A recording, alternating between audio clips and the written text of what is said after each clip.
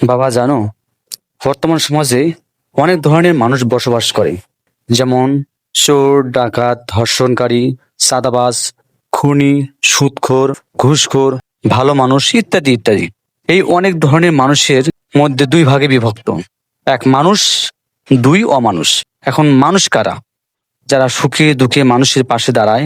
এই ব্যাপারে আমাদের নবী হযরত মুহাম্মদ সাল্লাল্লাহু আলাইহি সাল্লাম বলেছেন, তোমাদের কেউ প্রকৃত মুমিন হতে পারবে না যতক্ষণ না সে নিজের জন্য যা ভালোবাসে তার অপর মুসলমানের ভাইয়ের জন্য তা ভালোবাসে।